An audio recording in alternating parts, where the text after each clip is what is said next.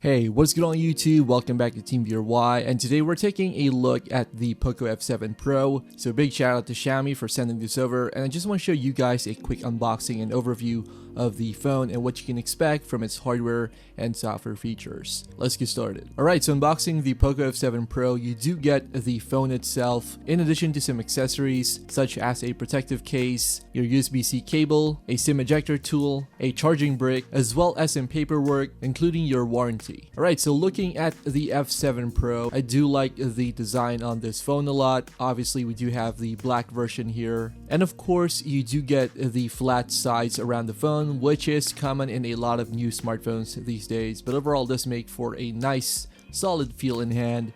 Now, it does come with a glass rear panel as well. It does feature a two-tone design, so a good portion of the back of the phone comes with a matte texture. Now, you will notice that the camera bump is a bit offset to the corner, and it does feature a round camera island, which kind of reminds me of what OnePlus is doing right now. Now, the phone does come with IP68 dust and water resistance, which is a much welcome feature, and of course adds a bit of protection from unwanted splashes or water immersion for a few minutes. And yeah, overall, it's a good looking phone. There's not much to complain about here, and you are getting a solid design with the Poco F7 Pro. Now moving over to the display, we do have a 6.67-inch AMOLED screen, and it does come with a 3200 by 1440 pixel resolution with a 120Hz refresh rate.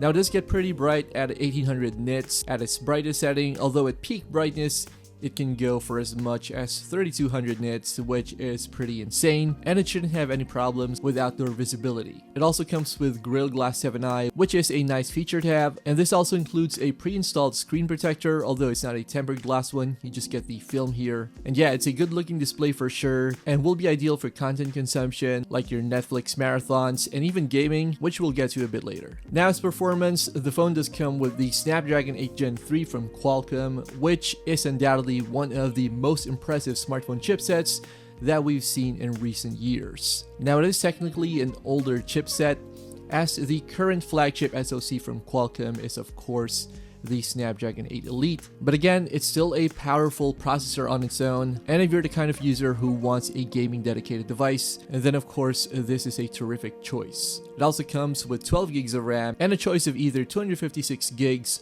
or 512 gigs of internal storage. There's also a pretty large battery at 6000 milliamp hours, and it does come with support for 90-watt charging speeds, which is a pretty great combination, especially if you're pressed for time and need to charge the phone really fast. Now as performance, we go back to the Snapdragon 8 Gen 3. As I mentioned earlier, if you're looking for a smartphone to play your games, then this is of course an ideal choice. The Poco F7 Pro was able to breeze through the games that I played. This also means that the phone will be able to keep up with resource-heavy games like Genshin Impact. Now, as someone who regularly uses Pixel smartphones, which of course come with Google's own Tensor chipsets, the Poco F7 Pro and the Snapdragon 8 Gen 3 are definitely a breath of fresh air. Now, as for software, you are getting Android 15 here, which comes with Xiaomi's HyperOS 2. It does come with Xiaomi's own suite of software services and apps, in addition to pre-installed third-party software such as games and social media services.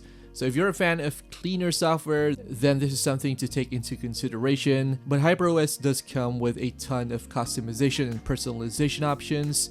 So if you're the kind of user who likes to customize their wallpapers, their fonts, their themes, then there's a lot that's offered here that's not necessarily found on simpler smartphone interfaces like what Google is offering with the Pixel, for example. As for other details, you're also getting an IR blaster, NFC support, an ultrasonic fingerprint sensor, as well as a dual speaker setup, which gets pretty loud and gives you decent volume, although I found that it is lacking a bit in the bass department.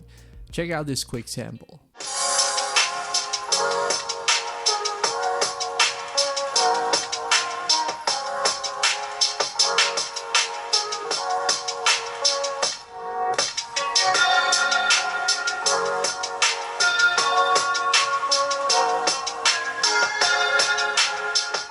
Now as far as the cameras on the Poco F7 Pro, you are getting a 50 megapixel main camera in addition to an 8 megapixel ultra-wide lens and in front there's a 20 megapixel camera for selfies and video calls. Now outside of its flagship devices such as the Xiaomi 15 Ultra for example, most Xiaomi phones aren't really noted for their photographic capabilities, but the Poco F7 Pro does manage to churn out some pretty good looking images, and for most users who just want to maybe upload a couple of photos to social media every now and then, this will be ideal. I mean, after all, you're getting a decent hardware setup with a main sensor and an ultra-wide lens. And of course, there is a wide variety of different camera modes available on the Poco F7 Pro. And for video recording, the phone maxes out at 8K resolution, which is pretty impressive, although it does cap the FPS to 24 frames per second.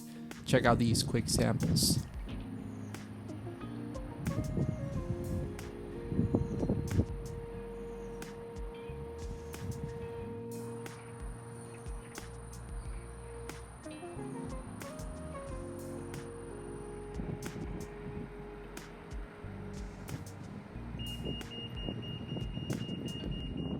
Now it is priced starting at around £500 here in the UK, which puts it head and head with the Google Pixel 9a. But of course, looking at the Poco F7 Pro, you are getting a more powerful chipset, a larger display, a larger battery, faster charging speeds, and a more premium looking design. So yeah, that is the Poco F7 Pro. Let me know what you guys think in the comments below. We'll be sure to have more coverage on this phone. Thanks a lot for watching, and I'll see you guys in the next one.